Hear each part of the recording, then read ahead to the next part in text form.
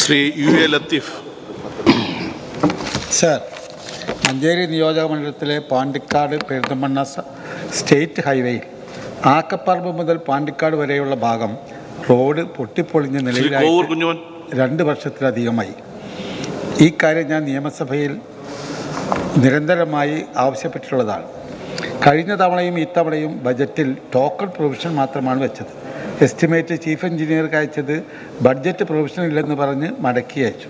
ഈ റോഡ് അടിയന്തരമായി റബ്ബറൈസ് ചെയ്യാൻ നടപടി സ്വീകരിക്കേണ്ടതാണ്. അതുപോലെ തന്നെ സർ, മഞ്ചേരി സെൻട്രൽ ജംഗ്ഷൻ മുതൽ ചെരണി വരെയുള്ള റോഡിൻ്റെ ശോച്യാവസ്ഥ അത് ബഹുമാനപ്പെട്ട മിനിസ്റ്റർ അവിടെ വന്ന് നേരിൽ കണ്ട് നടന്ന് ബോധ്യപ്പെട്ടിട്ടുള്ളതാണ്. ഞാനും കൂടെ ഉണ്ടായിരുന്നു.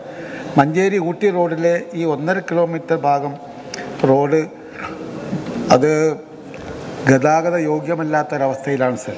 അതുകൊണ്ട് അടിയന്തരമായി ഇതിലിടപെട്ട് മഞ്ചേരി റോഡ് പുനരുദ്ധരിച്ച് മഞ്ചേരി പട്ടണത്തിലെ ഗതാഗതക്കുരുക്ക് പരിഹരിക്കാൻ നടപടി സ്വീകരിക്കണമെന്ന് വണക്കമായി അഭ്യർത്ഥിക്കുന്നു. ബഹുമാനപ്പെട്ട പൊതുമരാമത്ത് വകുപ്പ് മന്ത്രി.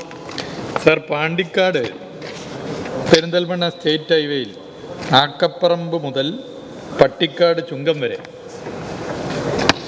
ഈ പറഞ്ഞ മഞ്ചേരി ഡിവിഷൻ്റെ കീഴിൽ വരുന്ന മുള്ളിയാക്കുറിശി പാണ്ടിക്കാട് റോഡിൻ്റെ ഭാഗമാണ്.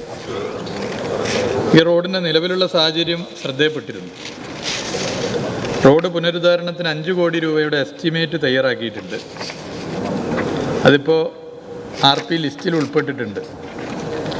അത് പരിശോധിച്ച് വരികയാണ്. റോഡ് നവീകരണത്തിന് ഫണ്ട് അനുവദിക്കാനാകുമെന്നാണ് പ്രതീക്ഷിക്കുന്നത്.